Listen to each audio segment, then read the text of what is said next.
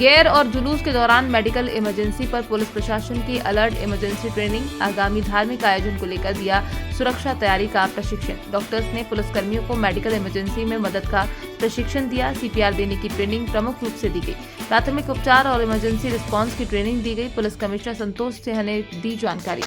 प्रक्रिया बताऊं कि एट्रियल फिब्रिलेशन बोलते हैं हम लोग मेडिकल टर्म में, दैट इज कॉल्ड, अगर हार्ट इस तरीके से काम कर रहा है लेकिन वो ऐसे काम नहीं करते हुए इस तरीके से फिब्रिलेट कर रहा है तो पूरा खाली हो पा रहा है क्या? नहीं। इस तरीके से काम करेगा तो अपने अंदर जो ब्लड है वो बाहर पंप नहीं कर पाएगा। इस तरीके से फिब्रिलेट करेगा तो अगर वो अपना ब्लड जो है वो खाली नहीं कर पाएगा तो पीछे से उसमें ब्लड आ पाएगा क्या? नहीं आ पाएगा। इसका मतलब क्या हुआ? वो कार्य तो कर रहा है, फिब्रिलेट तो कर रहा है, लेकिन कार्य कर पा रहा है क्या? नहीं कर पा रहा है। तो एक तो हो गया उसने वास्तव में काम करना बंद कर दिया या कार्य के रूप से कार्य करना बंद कर दिया, इस तरीके से फिब्रिलेट कर रहा है।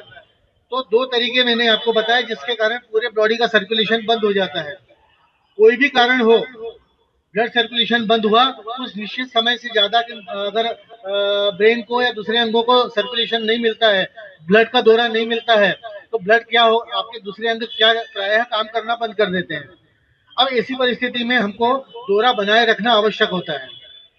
यहाँ तक समझ में आया कार्डियक अरेस्ट क्या होता है? की भागीदारी होंगे, कई प्रकार के जुलूस होंगे, घेर का आयोजन भी होगा। इसके दृष्टिगत रखते हुए लोगों को किसी आकस्मिक चिकित्सा इमरजेंसी से निपटने के लिए CPR और बेसिक लाइफ सपोर्ट की यहाँ पे ट्रेनिंग दी गई है। डॉक्टर्स भी हमारे आए हुए हैं इसमें कैसे किसी इमरजेंसी स्तर पे CPR वगैरह देके कैसे किसी की आकस्मिक स्थिति में मदद की जा सकती है, कैसे उसको सपोर्ट किया जा सकता है। जब तक कि कोई इंस्टीट्यूशनल मेडिकल इमरजेंसी से निपटने की टीम वहाँ पे आती है, इसका भी प्रशिक्षण दिया गया। इसके अतिरिक्त शहर की पूरी सुरक्षात्मक और जो पुलिस की व्यवस्था रहेगी उसको पूरी तरह से आकलन करके और बहुत ही पुख्ता और सही तरीके से व्यापक स्तर पर सुरक्षा व्यवस्थाएं भी की जा रही हैं।